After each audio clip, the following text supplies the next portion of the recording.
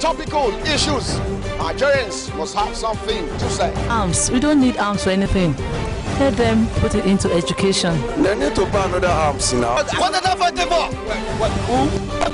Government should deal with them squarely. Please help us bring back our guests. No money, no markets.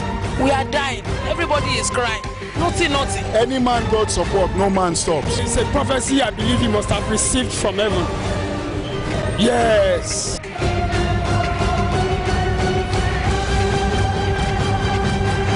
The people giving voice to the voiceless.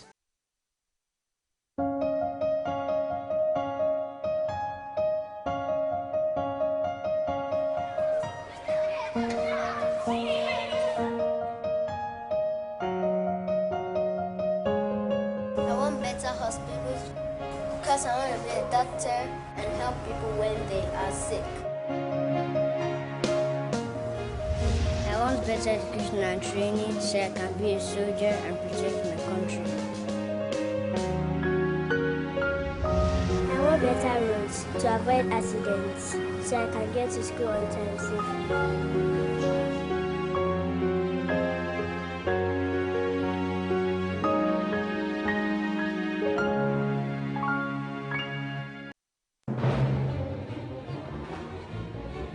Is it walcracy or autocracy? Or what type of crazy is that? Except crazy. News making the headlines. Black Maria is to carry criminals, trading looters that are in government today. Sometimes it gets confrontational. Slap you in the face.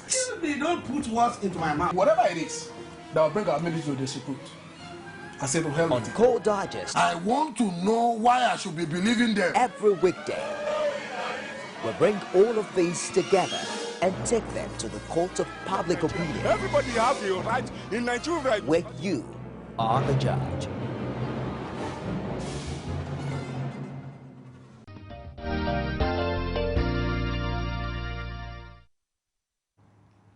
You're welcome back, and you're on to Core TV News in Lagos, and the program is the steamy participatory breakfast program Core Digest, and our topic today is the anti-corruption war.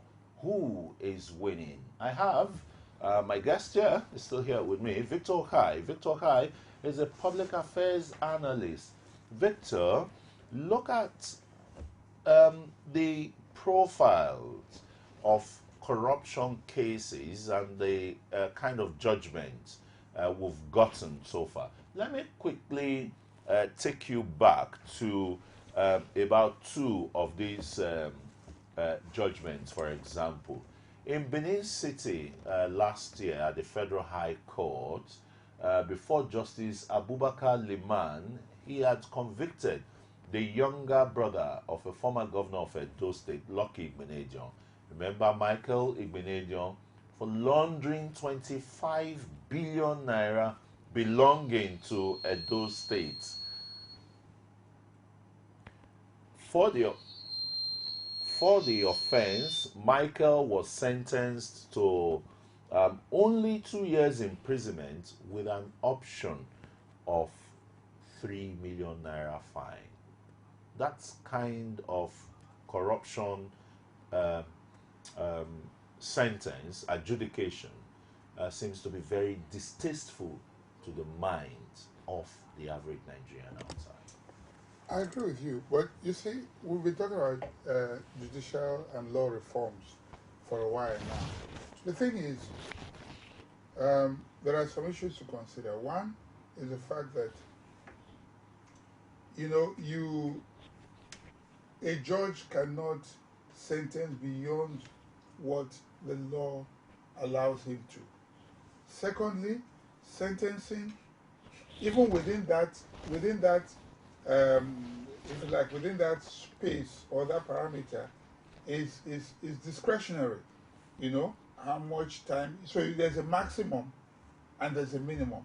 So the judge can discretionarily move between all. You understand what I'm saying? And then, thirdly, the thing is, in cases like this, when a man has stolen that much, it depends on what you're asking for. in some cases of stealing, if you have finished the criminal element and you want to recover your money, then you go on to the civil side of it to recover your money. And if the government does not pursue all that, then that is a problem. You understand what I'm saying? So, but what is happening, and you know, we also have been talking about the issue of corruption in the judiciary. And until we put a searchlight on the judiciary, I'm afraid that things like this will continue. When a man steals, you find that when a man steals a good, he's given maximum sentence. When a man steals so many billions, he's given minimal sentence. That is where corruption in the judiciary comes in. Because the judge now, because he's using that discretionary, he now decides, okay, fine, this is it, you will go to jail. Maybe he's been under detention for like 6 months, and then the minimum jail sentence could be 1 year. I'll just give you examples. The guy now says, instead of going for the maximum, he now says 1 year jail sentence. You have already served 6 in under detention, because that counts as well. Then the remaining 6, so you remain in jail for only 6 months. Meanwhile, money may have exchanged hands. 25 billion naira to 3 million naira. It is not right, but we need to look at our laws. That's where the loophole is. We need judicial reforms, we need law reforms. It's unfortunate. Nigerians have been clamoring for this. But you know why? People will not look at it because those who are supposed to look into it know that they might be victims someday. And we need to keep, as media and as the public, general public, we need to keep hammering this matter until someday they decide to act on it. You see, against the same odds, you know, like that of Michael Igbenedion, which you've thrown more light on, is the former managing director of the defunct Oceanic Bank too, Mrs. Cecilia Ibru. She was convicted in 2010 for banking fraud, massive fraud into billions of naira, and was sentenced to only 6 months. You know, only 6 months for corruption and imprisonment term, and she served just that sentence in a highbrow hospital in Victoria Island. What did I say? Corruption in the judiciary. You see, the thing is, if you have money, you might say you'll be able to buy. Let me not say buy or procure judgment, you know, but you can procure some comfort. Let me give you one, not just comfort. Permit me to say this. It's not, when I heard it the first time, I didn't like it. But the more I think about it, the more I see the sense behind it. They say on that special arrangement, devil fit meets God. Only in Nigeria. Only in Nigeria. It's on that special arrangement, devil fit meet God. That's what's happening, unfortunately. On that special arrangement, thieves will get the comfort that they will serve their sentence in a 5-star facility in a hospital with all the comforts, unfortunately. That's the way it is. So where is the moral suasion, you know, to get things done appropriately here? With law, you don't talk about moral suasion, although there are elements of it, okay? But the issue is, I go back to what I keep saying. Let's look at our laws. Let's go back and look at our laws. It is important. Laws of 1950-something, 1960-something, you are still implementing them today. That was the time when you talk about stealing £1, 10 shillings, and things like that. You understand what I'm saying? Now, if you don't revisit these things, where they'll put, you see some place where they say fine, 200 naira. Of course, 200 naira was a lot at the time. But if that's what the law book says, what is the judge supposed to do? Use his discretion to now say, no, I'm not following the law. Because you stole big, I will charge you big. He can't do it. His hands are tied. We need to understand that. You understand what I'm saying? Now let's look at the plethora of charges usually preferred against these alleged fraudsters or people who are alleged to have stolen money from the public coffers. Sometimes they run into hundreds. you know, a charge of, yes, the man has stolen this glass of water. Do you understand? I do. The content and the object. Yeah. So those are two issues there. And yet they come to real 170 charges on two issues, boiling down to stealing. Is that not a lacuna in itself that can be easily frustrated and thrown away in court? No, not really. I mean, every charge is on its merit. You understand? If a person is accused of stealing, that is one. If he had a weapon with him, that is another charge. If he resisted arrest and was trying to fight with the police officer and all that, he can be charged for that. Everything that is an offense will be in the charge sheet. Look, Victor. But the point But the point I'm trying to make is that sometimes when you have 100 charges like that, the public sometimes says, okay, with all this thing, everything together amount to maybe, if you add them all together, it's like 100 years, and yet, you know, each one is to run concurrently. Yes, because each one stands on its own. You cannot serve one and after that serve the other and then serve the next and then serve the next. You serve everything concurrently. Yeah, the sentence is usually to run concurrently. Yes. Yeah, but what we're saying is that judgment is always very difficult to even get in this instance, to be procured. I don't know, do I say procured? Well, some judgments are procured. You get the point. But we keep looking at the example of the British legal system, which is the same common law that we practice, and the charges slammed against Tibori, they were very straightforward. In Nigeria here, the same man at a high court in Asaba. Wait, don't go too far. Let me tell you something. Okay. Have you heard about sometimes evidence missing? Or being tampered with? Have you heard about cases like that? Go on. Either in the police station or in the court, whatever. The prosecutor is very critical in every case. He can make or mar a case. Okay? You've heard where cases are dismissed for want of diligent prosecution. Yes. It can be done. Times without number. Exactly. So under special arrangement, the devil is meeting. You understand what I'm saying? So that's why you see, if the judge is not corrupted, the prosecutor may be corrupted.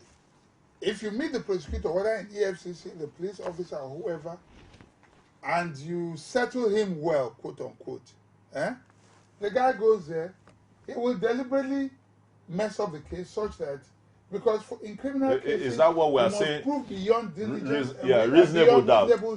Is that what we are saying in Suswan's case now, where the EFCC witness had admitted that the petition against the ex-governor of Benue State was based on anonymous petition? Is that admissible in court? Well, for admissibility now, I don't quite recall what a petition that is anonymous. It must have a face and a name to it. Yes. So what the thing is, that's why I said a case can be messed up at any stage, depending on who. That's why the rich can get. It's not as if they know, and this is where brilliant, quote unquote again, brilliant lawyers come in. Brilliance in the sense that they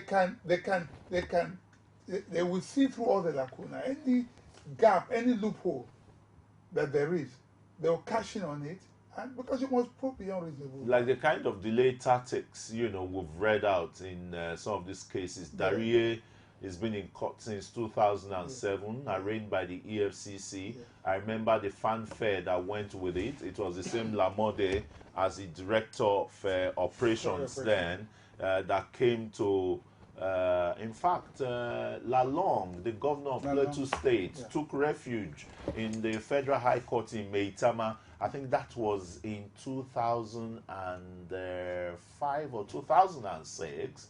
And Lalong was holed up in a judge's office that he wasn't going to go out. And Lamode, the former EFCC chairman, surrounded the courts, you know, with the EFCC operatives. Not until about 7 p.m. I was still with another station then, and we saw when Lamond eventually was persuaded, you know, to go with them and the rest. You know, that kind of brigandage is not being tempered with thorough investigation. No. That is what some members of the public are saying. Exactly, and that for me, this is the issue. We are okay in the movie business. You talk about special effects, or in music you talk about beats as opposed to, you know, if you like, proper music. What is happening is special effects, where you use special effects where you lack initiative, where you don't know what to do. You cover it with. The street language is a fizzy. Yeah. You understand what I'm saying? Yeah. You cover up with a fizzy. Now, if you are, I'll give you a small example. I was involved in a housemaid that was working for me some time ago was involved, was raped. And I took up that issue, and it's still, the thing is in court till now, and I've been getting a lot of kudos for that thing, because I made sure, because I knew what to do. It was a watertight case. Everything we needed to do, all the evidences we needed, the hospital reports, everything we needed to do, that night it was done. We went to the police, had a watertight case, and when the results come out, I mean, eventually, it's going to be celebrated by the Lagos State government, because it's difficult to prosecute cases of rape because of lack of evidence and all that. If you do not do the right thing, then you use what the Yorubas will call the boju open eye to cover up, or special effect, so to say. You begin to make noise, you bring intimidation. When you know you have a watertight case, you don't need to make noise. You tighten it, you hang it there. You understand what I'm saying? There is no way. There's nothing anybody can do about it. But where they don't have any serious case and all that, it's like what is happening right now, where it's, so many trillions are stolen. It's not about, don't tell us what is stolen. Do your investigation. When you have a watertight case, the person himself who is involved, you don't need to say anything. Would know that jail beckons. Oh, yes. He will start talking about plea bargaining. He will start begging, because even his lawyers will tell him, oh boy, this matter, wait. And that's why you find situations where you begin to plead for leniency and things like that. Plea bargain. For a judge. But plea bargain I talked about earlier. It has entered the legal lexicon now of Nigeria. No, apart from even plea bargain, even leniency too, because you say that the case is a hopeless one. The moment you have a plea bargain, you definitely leniency will be there. Don't sentence. I don't want to go to jail. I'll pay some fine, exactly. You know, like the 3 million naira fine. That's why I keep saying, stop making noise. Do the right thing. Quiet. Because you see, when you start making noise, you are alerting people. Let me ask you, before our other guest will join us, when we take a short break. Victor, do you think that this present administration has the political will? Is that political will there to really fight corruption? Or is it just, you know, some kind of what these rights are called the usual media fanfare? I will answer it with something I read yesterday somewhere about a professor or a teacher in a class who got a white sheet of paper with a black dot, a little black dot on it. And he asked the students in the class, he said, what do you see? All they saw was a black spot. Everybody said, black spot, black. He said, you mean you didn't see the whole white on this sheet of paper? All you saw was a black spot? They concentrated all the energy on that black spot and forgot all of the white spot. That is my summation of what is going on right now. We are majoring on the minor. Corruption is not minor. It can bring down the government, don't get me wrong. But I think that there are too many hungry people out there. There's so much more to do. There's the economy to take care of. If you concentrate on your efforts in doing this soap opera, because it's no more than that to me, people who walk will simply walk. Those who can will do all the talking. You need propaganda when you have no ideas. You need propaganda when you don't know what to do. You use propaganda when you lack, when there's nothing else to do. I gave the example of Babangida and the debates. He will divert us with debates. I will forget his shortcomings. His Maradonic moves. Exactly. We are in another phase of Maradona now. Maybe it's Messi moves this time. That is my submission. Well, look at some of the apathy, you know, again being expressed by the public. Once upon a time, there was a governor, you know, at the advent of democracy, who introduced Sharia law. I'm talking of Sani Yerima of Zamfara then. Today is a senator of the Federal Republic of Nigeria. And he had convicted in implementing the Sharia law a cow thief and had his right arm chopped off based on that Sharia law. And the same Yerima has been accused of embezzling 1 billion naira. I think he should be subjected to Sharia law. He should go and face that same Sharia court. Quite frankly, stealing is stealing. I think he should not be arraigned, maybe because of the figure involved. He has to go to the Federal High Court. But if you ask me, honestly, he should go back to that same court he set up and be subjected to the laws that he himself, you know, creates. Isn't it a case of two wrongs don't make a right? I don't know about two wrongs not making it right. How do you get back that guy's hand? What do you do to that guy? He has a scar. He's been scarred for life. Was that a miscarriage of justice? Well, it was a law at the time. You understand what I'm saying? But that was justice carried too far. Don't we see? It's this same issue of playing to the gallery. This same issue of majoring on the minor. This same issue of propaganda. He wanted to be popular. He dared the government of the day. You understand what I'm saying? And Obasanjo told him, and told people around him that that will fizzle out. But that is the right approach. Do not major on the minor. Obasanjo simply ignored him, and in a matter of time, nobody's talking about that anymore. But if Obasanjo... The state isn't even practicing it, even though it's a law there. That's why I'm saying the current administration should just focus. Go to Zamfara where they're doing illegal gold mining there. Yeah. The Chinese are tapping our natural resources. Not only is that in... I'll give you examples. Go there. Start without exporting. License. Yeah, I don't know who is giving license. Go there and start exporting gold. Our rice, start exporting them. It promotes innocent motors. Let's start buying made in Nigeria cars so that we stop taking foreign exchange abroad. Let's concentrate on these things. Let's focus on the white spot. Leave the energy, leave the black spot to EFCC. Stop playing to the gallery. Corruption is bad. It has ruined this nation. So many people have stolen. Yes, we know, but so many people are hungry. Let us begin to think about the hungry people of this country and start putting policies in place that will save us from imminent starvation. Yeah, save us from imminent starvation. The issue of corruption in Nigeria is becoming hydra-headed, and that's why we are revisiting it again on Core TV News Lagos on our current affairs program, Core Digest. We're going to take a very short break now, and when we return, we'll be joined by Femi Enofe, and he's the acting chairman, caretaker committee of the Labour Party in Lagos. Join us again.